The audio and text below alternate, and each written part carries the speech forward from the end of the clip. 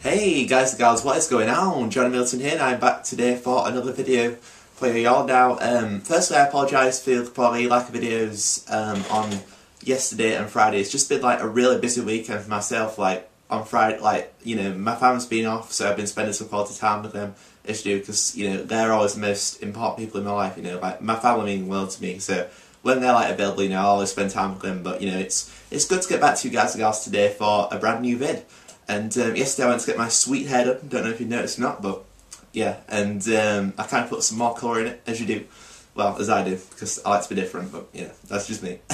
Some other guys might do it, I don't know. But anyway, today, guys and gals, I'll bring you another discussion and debate video. This will be rather special, and it's centred around my personal albums of the year. Now, I know usually these lists like compile like top 5 or top 10, or even top 20, but I thought I'd be a bit different, and sometimes say the term less is more, and I definitely agree with that, because I've got my personal favourite top 4 albums of the year for y'all today. Now, I didn't really buy many albums this year, because I don't know, I just didn't really, I haven't really bought a full set of albums for and I remember when me and my awesome cousin Travis Travito Ward used to go to Meadowhall and buy records all the time. But I don't know, I'm hoping in 2014 to start buying albums again. Now we'll get to my plans for next year in a future channel update for y'all. Now guys, we start with our albums of the year, and we start with number 4, which is Black Sabbath's 13. Now I know these guys played at the Sheffield Midpoint Arena yesterday, and I've got an upcoming album review from that band for y'all in the future. Now 13 was Black Sabbath's, the way I've structured these reviews, before I start, is basically that I'm just going to talk briefly about each album, and in the periods of December 28th to 31 I'm going to be reviewing these albums in their entirety for y'all. It's kind of like my album of the year reviews, which will be coming later this month as we see out 2013, welcoming the brand new year of 2014. Now, as I was saying, everyone, Black Sabbath's 13 was their first studio album with the original lineup, minus Bill Walker drummer, because he couldn't be involved due to contractual issues. And it was the first Black Sabbath album featuring primarily the original lineup since 1978's Never Say Die album. And it certainly was a storming return. I mean, I've got the special edition for y'all. This contains 1, 2, 3, 4, 5, 6, 7, 8, 9, 10, 11 tracks in total over 2 discs. The original contains 8 tracks, like the classic Black Sabbath albums, your Paranoids, for instance. It just contains a multitude of amazing songs. For instance, we got obviously the lead single "God Is Dead?" ? We've also got songs like "Age of Reason," "Damaged Soul," "Dear Father," and especially on track 2, if any of y'all in the deluxe edition, we've got songs like "Peace of Mind" and "Methodemic" and "Pariah," for instance. It was just a great return for Sabbath, and if this is their final ever studio album, then I won't be complaining. There's been talk of maybe they're working on a future project in the future, but I guess only time will tell. And as Ozzy said in a recent interview, I'd love to get Bill Ward back on side and see if maybe something could happen which could see Bill enter the band. Now I know he's not in the best state of health at the moment, bless him, but my heart goes out to him. I hope he gets better soon. He's been an influence like Harry Melton. His time in Black Sabbath at the start of the 1970s was just phenomenal. He's obviously one of the best drummers around. And the Black Sabbath's 13, everyone, is proudly rated as my 4th favourite album of the year.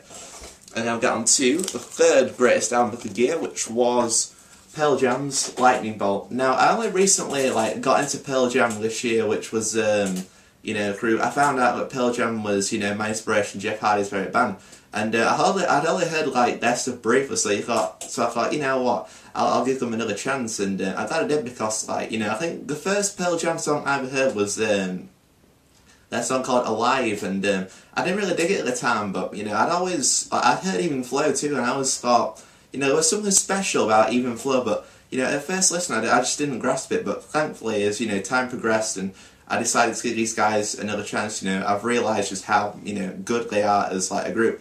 Now this was their 10th studio album, and it's it could be seen as a continuation of you know, it's kind of like an update from Backspacer in that it's, you know, Backspace contained like relatively short songs, whereas this like release sort of like went back to like, you know, they decided to like start putting like longer songs here, such as like, you know, songs like Sirens. And why I rate it as my third favourite album of the year, everyone, is because, you know, there's just a nice mixture of like hard hitting, you know, awesome, as well as, you know, really beautiful songs. Like as well, you know, the hard hitting ones, for instance, you know, like Getaway and Let the Records Play, for instance, you know, those two songs, for instance, as well as obviously, you know, the lead single Mind Your Manners.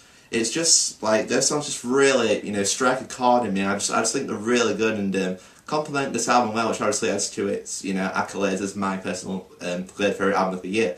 And like I said, there's also some very beautiful songs on here, such as, you know, the aforementioned Sirens, or the final song, which is called Future Days, which it's not like a love ballad. It's, you know, it's definitely something that I can tap into. And yeah, that's why I'd rate Pearl Jam's Lightning Bolt, everyone, as my third favourite album of the year. Then we get on to my second favourite album of the year, which is Paroxygen's Plurality of Worlds. Now, as we know, like, Jeff Hardy is my main inspiration in life, and I think it's really cool that he's like decided to, you know, like, you know, before he only like sort of like dipped his toes into the water of music, but I'm glad they decided to like give it like a real good go, and like, you know, it put out the Similar Creatures EP in 2012, which was not released physically, which was a shame because I thought that record rocked. You know, it was really like a digital download, but I'm really glad that, you know, him and Junior Merrill and Dale Oliver decided to like put out, you know, their debut full-length studio album Plurality of Worlds in a full format. I mean, there's just some songs in here, guys, just show just how like amazing and creative, you know, like Jeff Hardy could be in music. You know, there's songs like Envelope, for instance, which just like, it kind of rings reminiscent of the song called The Story by 30 Seconds to Mars, as well as like Hurricane, you know. And it's also like a heavier stuff, such as like Time and Fate, which is his new theme tune in TNA, which obviously emerged from the demo of that song which we did, which is called Memory. And there are also, like I said, some very like beautiful songs on here as well, such as Explanation, for instance. You know, that's my favourite song on the entire album. It's the longest song on the record, and it's just, you know, there's just something so like amazing about those. When you hear those chords, or, you know, that power chords, for instance, like to open the song, you know, and then when the like the main chorus hits and all like, you know, the heavy stuff comes on, it's just an amazing song. And then finally, guys and girls, we get to my best album of the year, and that is Alice in Chains, The Devil Put Dinosaurs here now. Alice in Chains have just been phenomenal since they returned with Balloon Duval, who obviously replaced the departed Lane Staley. And when Black Gives Way to Blue came out in 2009, I was a huge fan, you know. And when I first, like, you know, that record immediately struck a chord with me. It took, like, when it came onto this album, which came 4 years after Black Gives Way to Blue, called The Devil Put Dinosaurs here, yeah, it took, at first listen, like, I read a Kerrang magazine, and, you know, it took a while for it to, like, you know, sit with me. Like, I put it on my stereo, and the song just seemed to, like, wash over me, like, it just went over my head. I didn't really dig it that much, but, you know, after repeated listens, and, like, you know, like, I picked up something new every single time I listened to the record, and I just realised, you know, this is phenomenal. I mean, you know, Jerry Cantrell is one of, you know, the finest guitarists around. I mean, the songs are here, for instance, such as, like, you know, they're all like really, really, really high quality songs. The songs like Stone, for instance, or, you know, songs like Low Ceiling or Scalpel or Phantom Limb, you know, I could just, like, you know, name all, you know, most of the songs on this record, you know, as absolutely phenomenal, and that is why I would definitely rate Alice in Chains' The Devil Put Dinosaurs here as my favourite album of the year. Now, I will be covering something similar along the lines of music in 2014, such as in a future channel update, which I will get to you guys in a future video. So yeah, hope you've all enjoyed my album of the year video for y'all, and yeah, it's I don't think there's many other YouTubers out there that do a top 4 albums of the year. But as I said, like, I didn't really buy many albums this year. You know, I heard a few, but, you know, I like to, you know, think this review is to, like, you know, show the release physically, you know, because I just think it's cooler. So yeah, guys and girls, hope you've enjoyed this video, and I shall see y'all tomorrow for something rather special. So until then, stay safe, stay strong, forever.